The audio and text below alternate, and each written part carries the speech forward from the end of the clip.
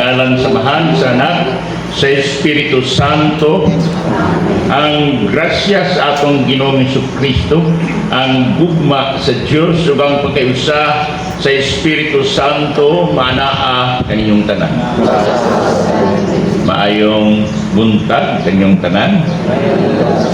Kay sunan ang simbahan nagasaulog karong adlaw sa solemnidad sa lawas ug dugo ni Kristo, body and blood of Christ. Nagakumpisal ako sa Dios nga magagagahong sa tanan o kaninyo mga igsoon nga nakalapas sa kugdako yamot sa una sa pulong sa buhat o sa wala pagbuhat sa kinahanglan buhaton kaya akong sala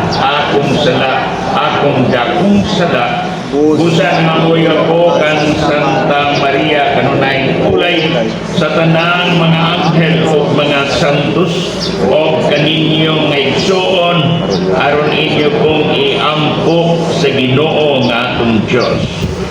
Kaluyan sa kita sa Dios nga magagagahong sa tanan. Pasayloon ang atong mga sala, dadon kita niya ngadto sa kinabuhing dayon. Amen.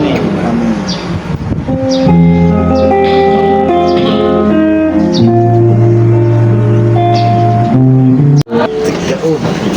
Ang daang kasabutan, gilikon sa timaan sa dugo sa turong baka, maghihalad ngadto sa Dios, ug gisablig ngadto sa katawhan.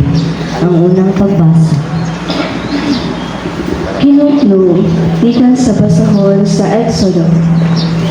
Busa giadto ni Moises ang katawhan ug gisuginlan sa tanan nga gisugo sa Ginoo. Ang tibuok Israel nagdungan pagtubag, buhaton namo ang tanan nga gisulti sa Ginoo. Gisulat ni Moises ang tanan nga gisugo sa Ginoo. Unya sayo kaayo sa buntag sa pagkasunod adlaw, nagtukod siyag halaran sa tiilan sa bukid ug nagbutang siyag napulog duha ka bato nga handumanan alang sa napulog duha ka banay sa Israel. Unya nagsugo siyang mga batan-ong lalaki aron paghimog mga halad nga sunugon ug pag-ihaw sa torong baka aron ihalad ngadto sa Ginoo alang sa usa ka halad sa panaghiusa. Unya gikuha ni Moises ang katunga sa dugo ug gisulod sa mga dulang. Ang katunga gisablig niya sa halaran. Unya gikuha niya ang basahon sa kasabutan ug gikusog niya kini pagbasa ngadto sa katawhan ug sila miingon. Tumanon namo ang tanang sugo sa Ginoo ug sunod namo siya. Unya gikuha ni Moises ang dugo nga diha sa mga dulang ug gisablig sa katawhan. Siya miingon, mao kini ang dugo nga naglig-on sa kasabutan nga gihimo sa Ginoo uban kaninyo sa paghatag niya niining tanang mga sugo. Ang pulong sa Ginoo.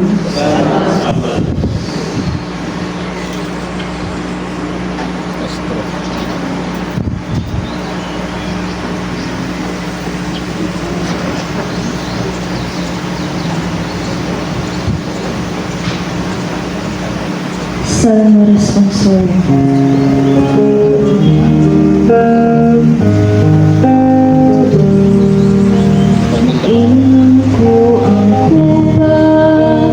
Sa kaluwasan, sang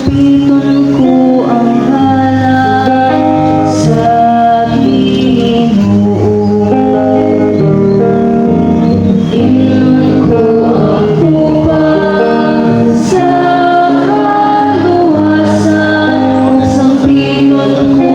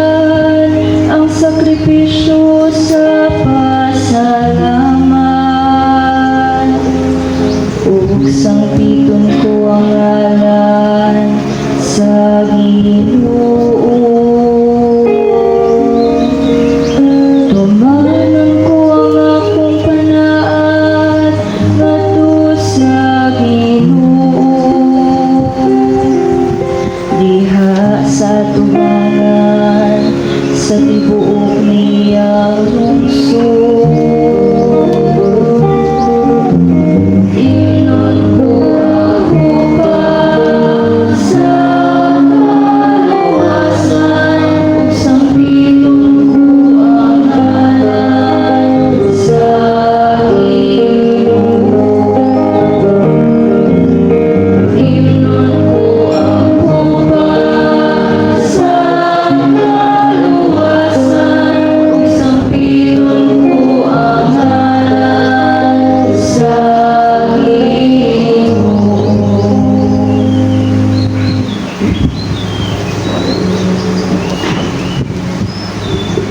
Gimugna ni Kristo ang bagong kasabutan nga itimaan sa iyang kaugalingong dugo nga naghatag kanatog kaluwasan nga walay katapuson.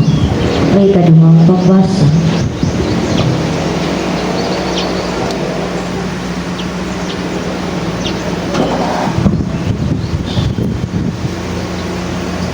Kinutlog ikan sa sulat ngadto sa mga Hebreo.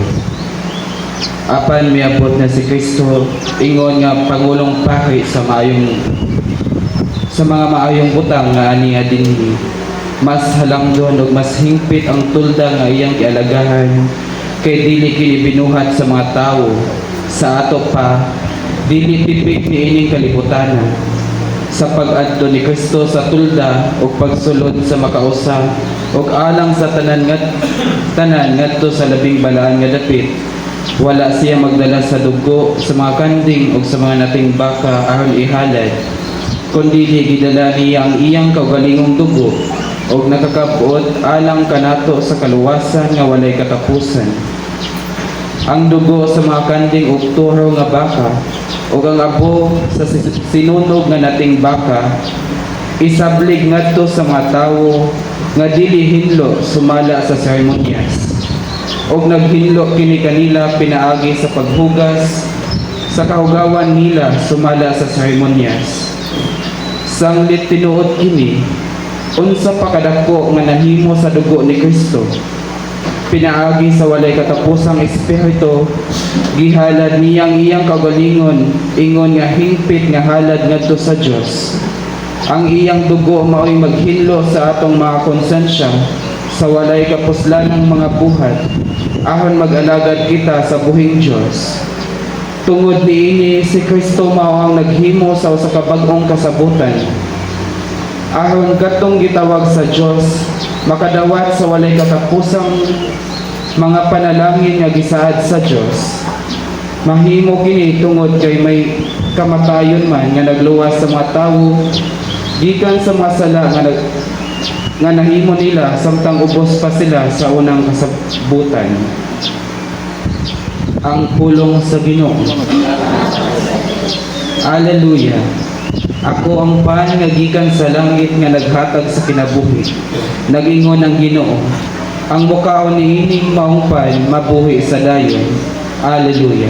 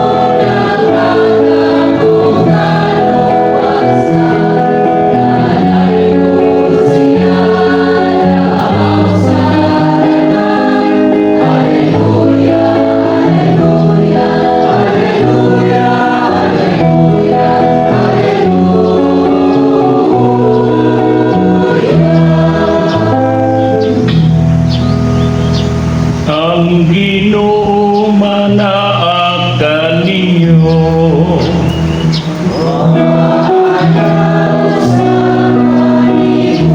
Inutlog gikan sa Ebanghelyo sumala ni San Marcos.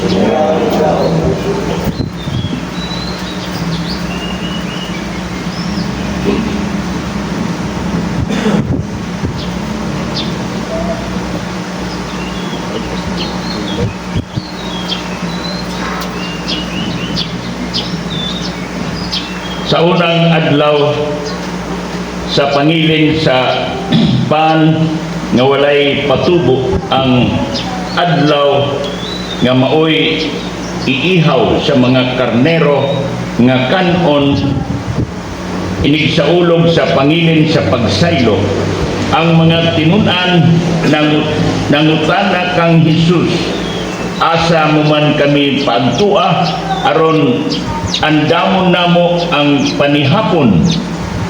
O gisugo ni Hesus ang duha kanila o giingnan, pangadto kamo sa syudad, usa ka tawo nga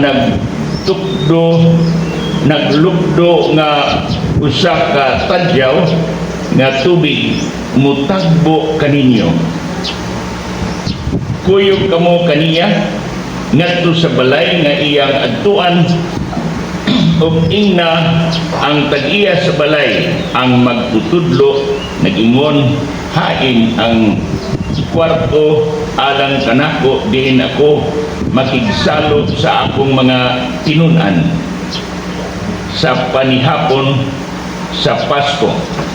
Unya tultulan kamo niya sa usa ka dakong kwarto sa itaas nga sangkap sa galamiton o inandam na andaman ninyo dito ang atong pagkaon. O miadto ang mga tinun-an sa syudad o ilang nakaplagan ang tanan sumala sa giingon ni Hesus. Dito giandam nila ang panihapon. Samtang nangaon sila, mikuha si Jesus sa pan, nagpasalamat o gipikas-pikas niya kini o gihatag ngadto sa iyang mga tinun-an. Kana ninyo kini, ingon siya, kini mao ang akong lawas. Unya gikuha niya ang kupa, gipasalamatan ng Diyos o gihimo kanila, gitunol kanila og silang tanan na nga inom niini. Mingon si Jesus, kini mao ang akong dugo nga giula alang sa daghan. Ang dugo nga maglik-on sa kasabutan sa Dios. Og sultihan ko kamo nga dili na kayo ako mo usab pag-inom ni ining bino hangtod sa adlaw nga muinom ako sa bag-ong bino didto sa gingharian sa Dios. Unya nag-awit sila o usa ka awit sa pagdaig sa Dios o nangadto sa bungtod sa mga ulibo. Mga kaigsunan, ang Ebanghelyo sa Ginoo.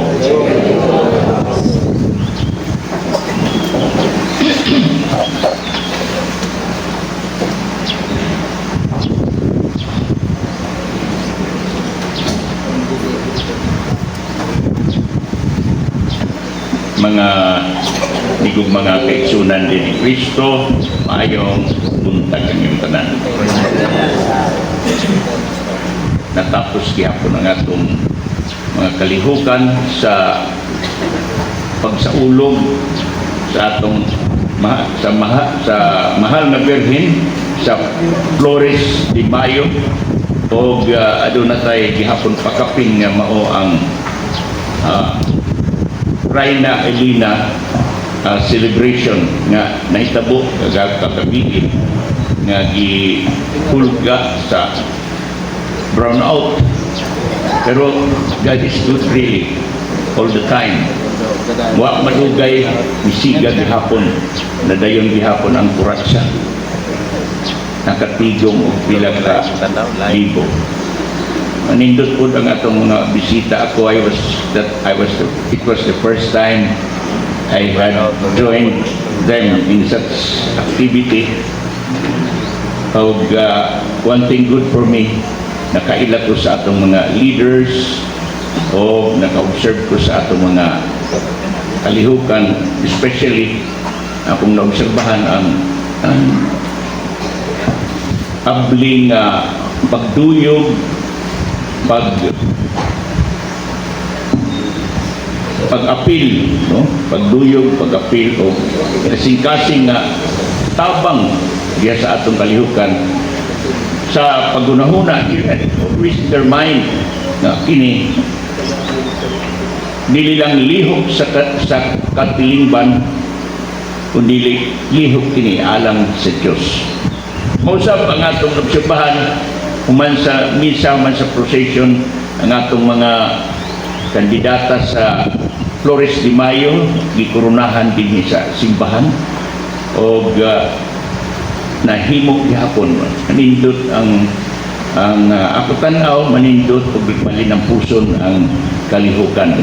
Of course muna makita nato nahimo kadto nga malinang puson tungod sa coordination, tabang o kinasing-kasing nga paghalad sa ilang panahon, sa ilang talento, especially sa atong mga kabatanunan. Daghang salamat kaninyo sa inyong paglihok. Kaya sometimes ang atong mga Flores de Mayo sa mga parokya isandig lamang ato sa mga tigulang ng tao.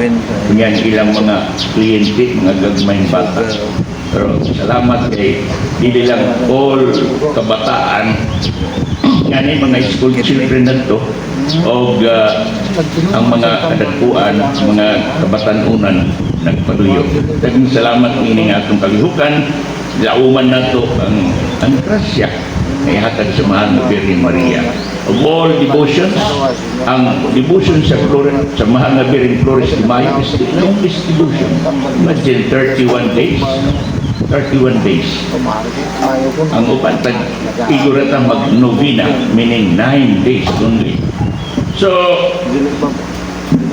for me, it was a remarkable event din sa atong parokya o ang panginauton na mas ma-invite pa nato ang atong ditubi pa ang bid niya dili lamang sa mga makita nato sa gawas ang atong lihok mga paghalan kundi dihagid sa atong kasing-kasing uyunan nato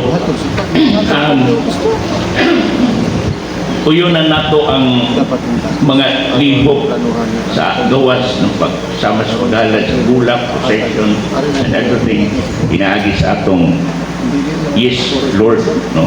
Ang atong pag-surrender sa atong pagalingon nato sa kabubuton sa Diyos. Karong adlaw, we have another important and mainindot or importante nga kasalaugan ang pagsaulog sa solemnidad sa lawas ug dugo ni Kristo. Makigsunan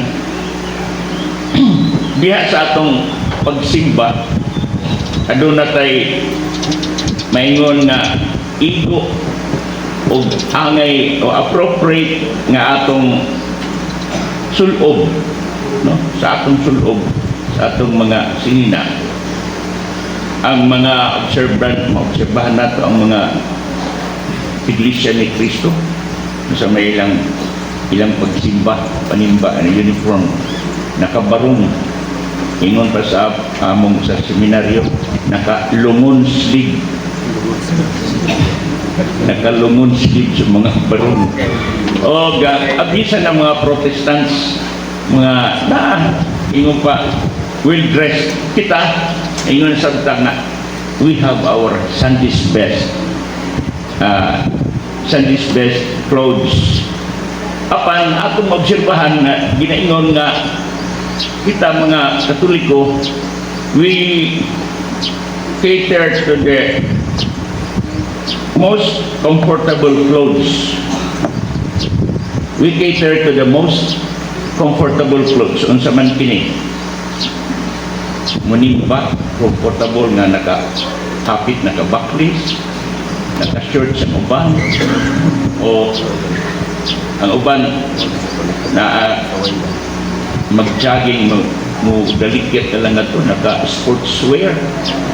So, what is that? That for them, that is the most comfortable vest niya ng pagsimba, pag-worship nato sa Domingo. But to many of us, manay giingon nga, we give our Sunday's best. Sabado pa lang tingali, pareha dito kami seminaryo, Sabado pa lang tingali, Sabado, pang utaw namin sa among karsunis, plansa na pagkagabi, ang sapatos pasinaw ko, Domingo mapasid mga tumistakluban. So, there is what we call preparation. Ang preparation na angay sa buluhaton. And that is why manay atong pamalandungon, brothers and sisters, nga ang atong angay nga bisti biya sa atong pagsimba. Dili or dagang mga simbahan, I think also in Naval, kining doon na sila guidelines for proper attire. Guidelines for proper attire. Inumdum ko, nagkasal si Father Tony dito sa San Isidro. Unya, nag-invite silang singer. Ako yung singer kay very short ko ng iyang saya. Ipagawas, gitawag. Sa bangka, sa mani, nightclub. Misa man gawas. Pag-ilis ko. Okay, muling ko gani, pastilan. Makita ang diliangay kitaon. So, para kaniya, that was the most comfortable clothes para sa iyang pagka-singer nitong kasal. But, is it fitting for the occasion? Nag-worship kita, di ba? Nag-worship ta. So, muna'y angay na ito palandungon. Tinuod, biligad na ito o ang pari o ang simbahan dili dili ta maka buot, no? Apan ipahinumduman lang kita nga tinuod ang Diyos dili mo tanaw sa atong bisti, hindi mo tanaw sa atong kasing-kasing. Parapan niini nga ka hitabo or event kay that is special. It's a worship. Kining maghatag punta, magbistita sa fitting, angay yun sa atong worship. Kay ang atong pagsimba, no? Ang atong pagsimba is not just to listen to the word of God, not just to listen to the homily, not just to meet your friends, but this is an encounter with the Lord. Our worship in the Mass is an encounter with the Lord. Nga diin ang dako nga misteryo may tabo, no? Ang dako nga misteryo may tabo. Ang paan nga ordinaryo o ang bino mahimong lawas o dugo ni Kristo. Dako nga milagro, no? O dinhi gipahayag ka nato nga dinhi sa lawas sa pan ug bino nga mahimo ng lawas ug dugo ni Kristo, mahimo maato matagbo si Kristo o ato itagbo si Kristo, ato madawat si Kristo. This managingon na the Eucharist is our encounter with the Lord, no? Sometimes ma-birthday kita, encounter with our friends, bakon todo kita sa rin palungon sleep lagi. Pero pag simba sometimes manay question sa ato nga you're not only meeting a leader, a beautiful lady, but you are meeting the Lord, with the Lord. So, tagaan gud nato og pamalandong nga mangandam kita. It is not as others would say, I will just try and simba ko diya kay aminaw ko sa sermon. Maayo mo sermon sa Padre.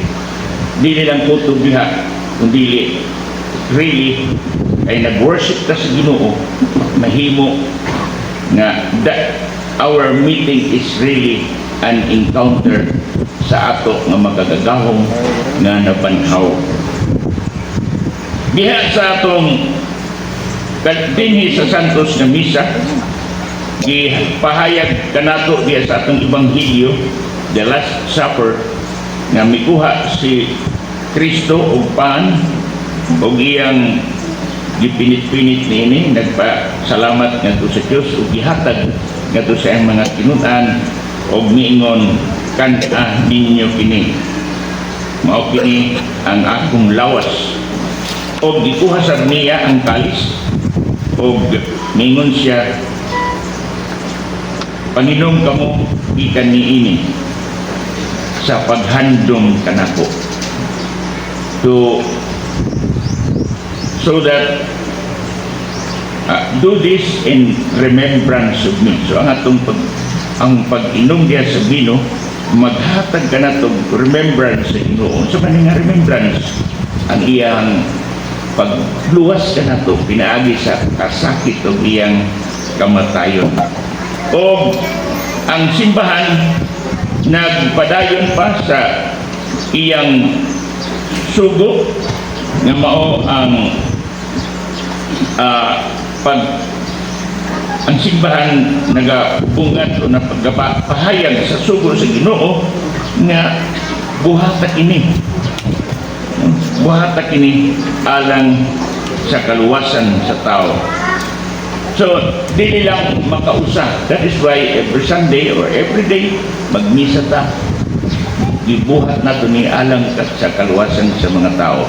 Sa Sunday, every Sunday, magmisa ta, mag-worship ang mga katauhan. Atong gibuhat kini to have remembrance in the Lord. Nga, dako kaayo ang iyang gibuhat alang kanato. O sa atong ginaingon, dako nga milagro may tabo sa Santos nga Misa. Kay ang pan o bino nga ordinaryo mahimong lawas ug dugo ni Kristo atong kalanon nga makahatag kanato og kinabuhi na dayon. Kita og akong obserbahan nga di ganita makapaniud to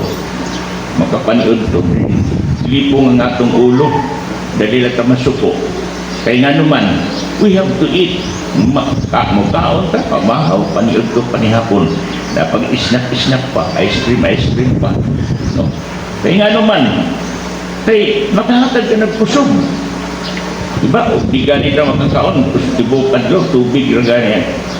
Luyang atong lawas. Way function ang atong pangutok. Diba? Labi na pila ka adlaw nga fasting.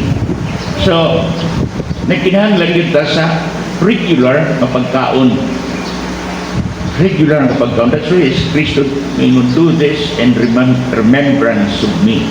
Buhat kini sa akong tumanan alang sa kaluwasan sa mga tao. That is why dili ta mingon kapoy naman ini, sige matagsimba.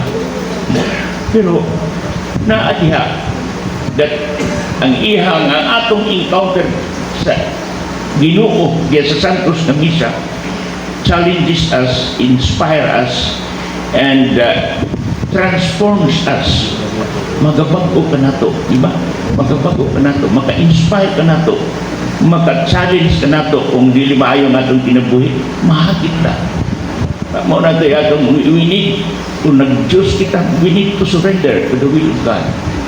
So ato ka na, mao kina ang may matanaw na ito, epekto diya sa atong pinasingkasing nga pag-worship, pagsimba sa Ginoo, nga of course, unta kanunay sa atong kasing-kasing apan atong uyunan sa atong mga pagbiste, no? Sa biste nga atong ipakita sa atong ginayong bitaw ang mga iglesia ni Kristo nagpakabarong. Pero at least mo na ang ilang biste uniform and bahala na kung unsa to sa ilang diha sa ilang kasing-kasing. So mao sa kita, no? Although na nagaingon ta nga the Lord looks at our at our hearts, the intentions in our hearts, not much the external. Pero uyunan nato, duyog ko na, there should be an agreement sa external o sa internal. Kung na rin ipaambit kahapon, ipamalandong. External o internal. At makita niya sa atong isang katao, kining makatabang sa pagtugkan kung sa'y naa siyang kasing-kasing. O muna, brothers and sisters, meaning santos nga misa o pagsaulog sa body and blood of Christ, Corpus Christi, mag-ato pinipamalandungon na una ang atong gitawag na to Sunday best, not comfortable clothes. Kay comfortable clothes gani ang sa ato lang nga advantage dili sa pagpahayag sa what is fitting in the worship. O ato inumduman nganong magkuti-kuti pa man taniya na because this is an encounter with the Lord. An encounter with the Lord, that encounter in His Word and His Eucharist, sa lawas ng dugo ni Kristo, challenges us, inspires us, and transforms us. Gabago. That's why tingali yung man nato sa Santos na Misa, pag-uli nato, we feel good, and doon na something na imong ayuhon sa imong kasing-kasing. We do that especially because of the grace of the Eucharist. Ang grasya ya sa Eucharistia may magdasig na nato to be transformed ngadto sa pagsunod sa kabubuton sa Ginoo. So hatagan nato, brothers and sisters, of dako nga pagtagad. Ingon pa, let's be excited when Sunday is coming because we will again completely encounter with the Lord ang atong manluluwas, ang nabanhaw ng Kristo nga nagluwas na nato. And it would be the best encounter we will experience in our life. So mauna mo sunod ta sa kabubuton sa Ginoo. We have our Sunday's best, and ang atong kasing-kasing giuyon ngadto kaniya. We listen to the word, we take communion, and muduyog ta sa mga awit o ato na ipahayag sa ginayon nako kanina ang atong pagpasalamat, ato na ipahayag sa ang atong mga panginahanglan adlaw-adlaw. Thank you. God bless us. Manindo.